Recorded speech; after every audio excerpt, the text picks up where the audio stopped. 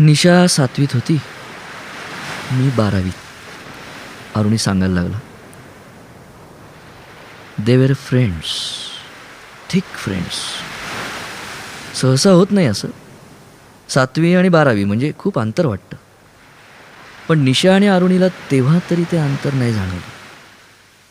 लहानपणापासूनची मैत्री होती, कारण त्यांच्या आईवडिलांची एकमेकांशी मैत्री होती. निशाला सायकल चालवायला अरुणीने शिकवलं, निशाला पोहायला अरुणीने शिकवलं, निशाला रॅपलिंग अरुणीने शिकवलं. अरुणी निशाचा हिरो होता. शी ॲडोर्ड हिम. तेव्हा सुद्धा ती त्याची भक्त होती. तो दिवस, तो प्रत्येक क्षण आठवतो त्याला. तिला टेनिसचे थोडे धडे दिले होते त्यांनी. जिमखान्यावरून दोघे निघाले होते. नेबुलाकडून त्यांनी रस्ता क्रॉस केला. सेना भवनाखाली आली. तिथून तिने प्लाझाच्या दिशेने जायचं. त्यांनी वरळीच्या दिशेने बस पकडायला जायचं. पण काहीतरी बोलत बोलत ती त्याच्यासोबत पेट्रोल पंपापर्यंत आली. मग तो बाय म्हणून पुढे गेला. 100-150 पावलं गेला असेल आणि पाठून तिची हाक आली. तो थांबला, वळला. तिने काहीतरी खूण केली आणि ज्वालामुखी फुटावा तसा आगडोंब उसळला. कांठया बसवणारा आवाज झाला. अनेक गोष्टी हवेत उसळल्या. त्यानंतर किंकाळ्या, आक्रोश, रक्त, तुटके अवयव. अरुणी धावत तिच्या दिशेने निघाला. समोरून येणारं काहीतरी दाणकन त्याच्यावर आदळलं. तो फुटपाथवर आडवा झाला. कशावर तरी त्याचं डोकं आदळलं. त्याच्या डोळ्यासमोर काळोखी पसरली. फक्त स्फोट, किंकाळ्या, आवाज घुमत राहिले. कितीतरी क्षण. मग हळूहळू दिसू लागलं. धडपडत तो पुढे झाला. ती त्याला सापडली. गुडघे टेकून बसलेली, रक्तबंबाळ. निशा, निशा. तिला उचलत तो आक्रोशला. तिने त्याला गच्च कवटाळलं. पिल्लाला पोटाशी धरलेल्या माकडीने अवघडत पळावं ना, तसा तो तिथून धावत सुटला. निशा म्हणाली, अरुणीच्या केसातून हात फिरवत कौमुदी म्हणाली, ती जिवंत आहे ना, ते केवळ तुझ्यामुळे. आणि तुझे डोळे गेले ते तिच्यामुळे. काहीही न बोलता अरुणी गप्प राहिला. काय बोलायचं? जे झालं ते झालं. घडायचं ते घडून गेलं. बोलून काय फरक पडणार आहे? ते क्षणही तसेच कायम राहणार काळाच्या प्रवाहात. आणि हा क्षण सुद्धा. कोसळणारा पाऊस, भणभणणारा वारा, उसळणारा समुद्र आणि त्या साऱ्यात जाणवणारा कौमुदीचा हात, तिची बोट, तिचा अस्पष्ट होणारा आवाज. त्याची दृष्टी अशीच हळूहळू अस्पष्ट होत गेली. निशाला हॉस्पिटलमधून घरी आणीपर्यंत तो कोणालाच काही बोलला नाही. खरं बोलण्यासारखं काही नव्हतंही. काही तासातच त्याला स्पष्ट दिसायला लागलं होतं, वाचता येत होतं, सगळं नॉर्मल होतं. काही दिवसांनी त्याच्या लक्षात आलं की कधी कधी नजरेसमोर दिसणारं दृश्य पडद्यासारखं हलतं. पण तो भास आहे का दृष्टीदोष हे कळायला सुद्धा काही काळ लागला. डोळे तपासल्यावर कळलं की तो रेटिनाचा प्रॉब्लेम आहे. त्याच्या वडिलांसाठी तो मोठा धक्का होता. असा दृष्टीदोष असताना त्याला भारतीय नौदलात प्रवेश मिळणं अशक्य होतं. कोणीतरी म्हणालं, कोल्हापुरात एक वैद्य आहे, तो केवळ ड्रॉप्स टाकून डोळ्यांवर उपचार करतो, डोळे परत पहिल्यासारखे होतात. तो उपचार करता करता एक डोळा पूर्ण निकामी झाला. मग उरलेल्या डोळ्यावर वैद्यकीय उपचार किंवा शस्त्रक्रिया करणं धोक्याचंच वाटायला लागलं. अखेरीस वर्षापूर्वी तोही डोळा पूर्ण निकामी झाला.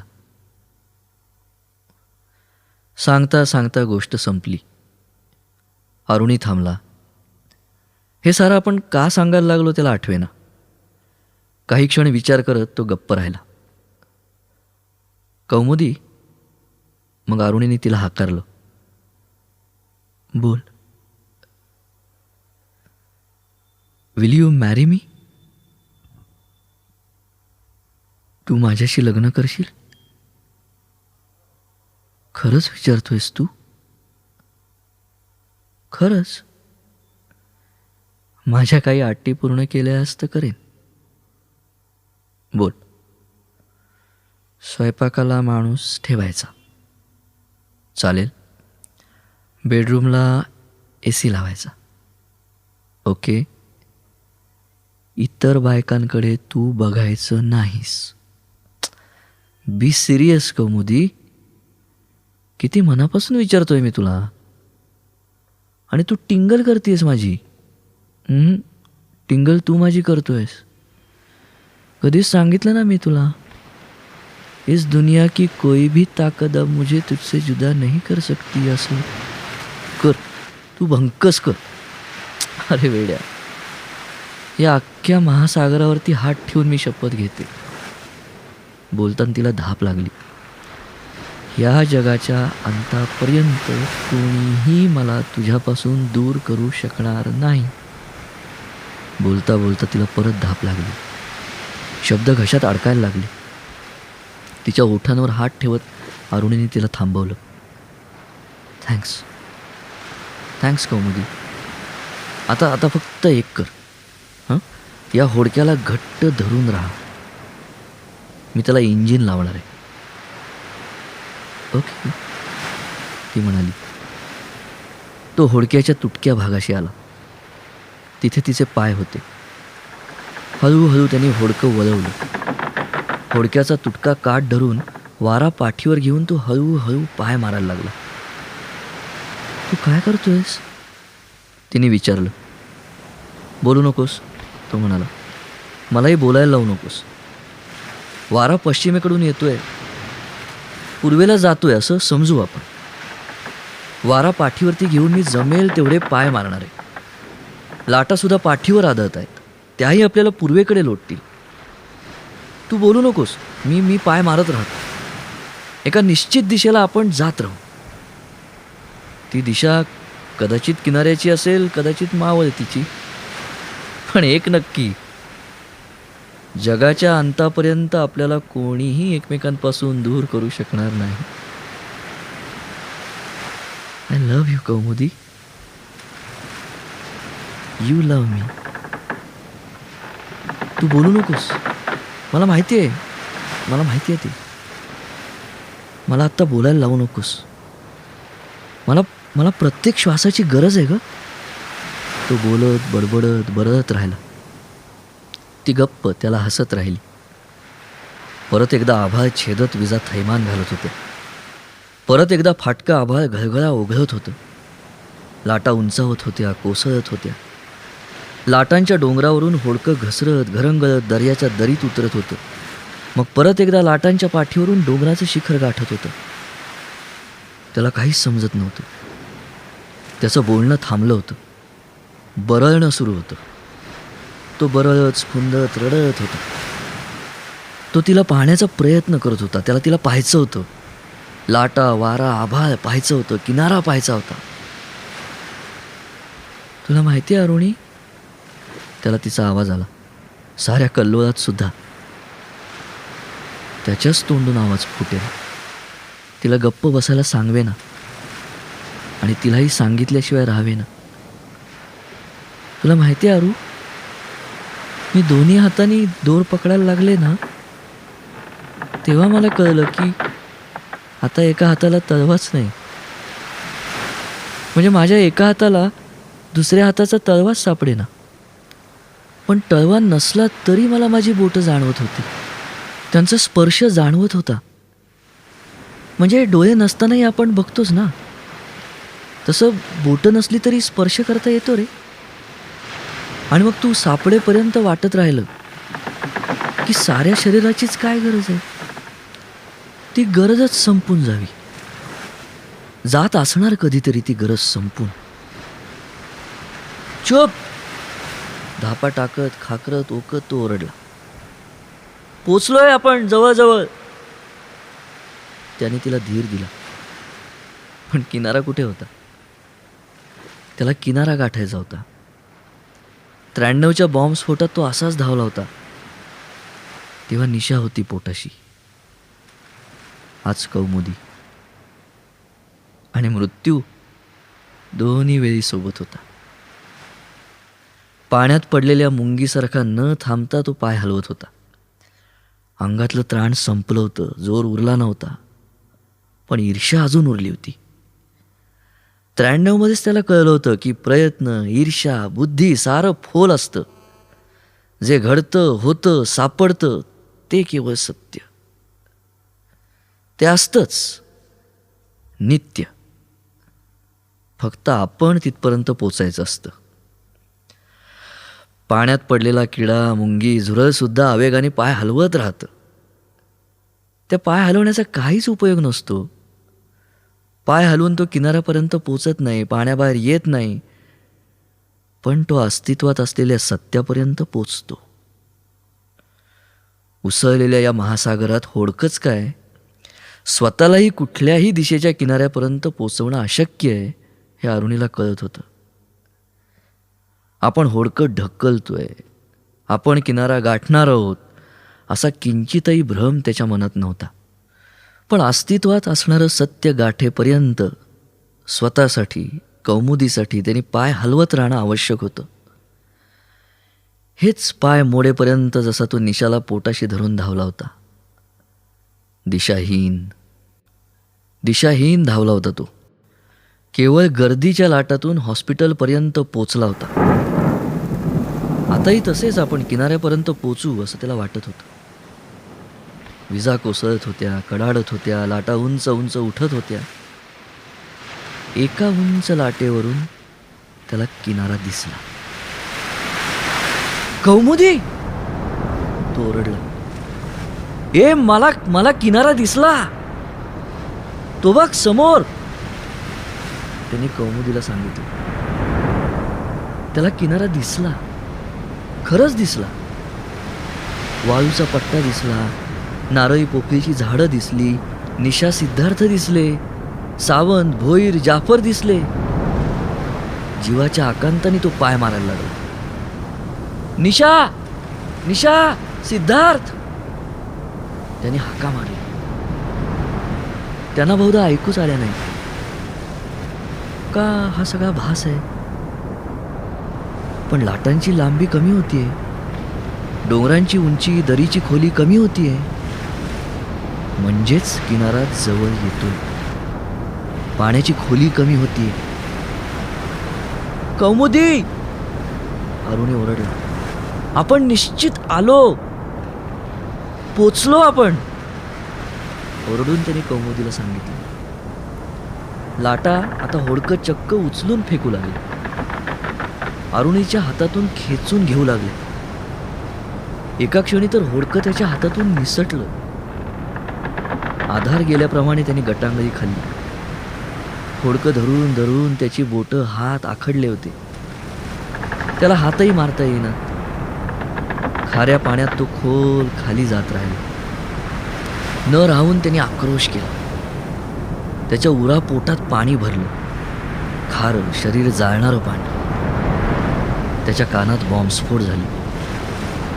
1993चे. त्यांनी किंकाळ्या ऐकल्या, त्यांनी हाका ऐकल्या. अरुणी. पाण्याच्या पोटात एकाएकी त्याच्या हातांना वाळू लागली. दचकलेल्या सापाप्रमाणे त्याचं शरीर उसळलं. सागराचा तळ त्यांनी जोराने लाथाडलं. तो वेगाने समुद्राच्या पृष्ठभागावर आला. काही क्षणात केवळ फार तर 15 फूट असेल खोली. नाही 10 फूट. परत एकदा त्याला लाटेने उचलून भिरकावलं. तो नेमका होडक्यावर आदळला. त्याने होडकं धरलं. कौमुदीचे पाय चाच पडले. गुड, तो ओरडला. असंच घट्ट धरून ठेव, पोचलोच आपण जवळजवळ. खोकत खोकत, बरळत रडत तो पुन्हा पाय मारायला लागला. सत्य हातात दूर नव्हतं. अरुणी, ऐकू येणारे हाका थांबत नव्हते. छाती फुटेल, माथा फुटेल असं वाटत होतं त्याला. हातपाय सुद्धा तुटून पडतील अशी भीती वाटायला लागली. आणि अचानक पाय तळायला लागले. अविश्वासाने त्यांनी पावलांनी तळ चाचपडला. होडकं ढकलत त्यांनी तळ लाथाडला. ढकलता ढकलता शेवटी होडकं वाळूवरती विसावलं. अरुणी, अरुणी, त्याला परत हाक ऐकू आली. 1993ची. कौमुदी, तो धापा टाकत म्हणाला. तो वाळूत कोसळला. सरपटत होडक्यावरती आला. त्याने कौमुदीच्या खांद्यावरती डोकं टेकलं. ए भंकस पुरे कौमुदी, ओ दे ना, तो म्हणाला. हलकेच त्याला निशाचा स्पर्श जाणवला. खांद्यावर सिद्धार्थाचा हात जाणवला. कौमुदी, कौमुदी, तो पुटपुटला कौमुदीच्या कानात. ती सकाळ होती. सूर्य नव्हता, पण दिवस उजाडला होता. आभाळ कोसळत होतं. लाटा गरजत होत्या, विजा कडाडत होत्या. त्यांची पर्वा न करता काही रिक्षावाले, काही घोडेवाले, काही गाईड असे सगळे जमले होते. 15-20 माणसांच्या छत्र्यांचा गोल घोळका. त्या घोळक्याच्या मधोमध अर्धमुर्ध उपडं होडकं. होडक्यावर उपडी कौमुदी. तिच्या खांद्यावर डोकं ठेवून तिला अस्फुट हाकारणारा अरुणी. अरुणी कौमुदीला स्पर्शात कवटाळू पाहणारे निशा आणि सिद्धार्थ. ओल्या वाळूत मुके, मुकाट, अस्तित्वाच्या अनंत अनादी प्रवाहाच्या लाटेवर तरंगणारे 4 आंधळे. आणि त्याच प्रवाहातल्या लाटेवर खूप पाठी कुठेतरी स्वतःच्या डोळ्यांनी कौमुदीला पाहणारा अरुणी. आणि त्याच प्रवाहाच्या एका लाटेवर खूप पुढे कुठेतरी अरुणी पाहत होता, बघत होता, त्याला दिसत होतं.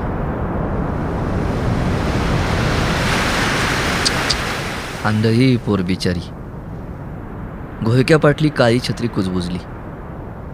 हे वादळ, हे उधाण, गुंडारायचं कशाला आंधळ्यानी त्यात? दुसरी काळी छत्री म्हणाली. पाण्यावरल्या वाळूसारखी छत्र्यांची गर्दी किनाऱ्यावर पसरत विरून गेली.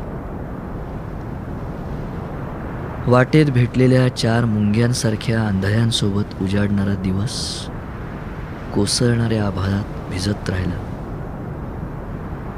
तेव्हा भणाणत्या वाऱ्यात पृथ्वीच्या मडक्यातला महासागर थोर काही घडल्यासारखा हिंकळत होता.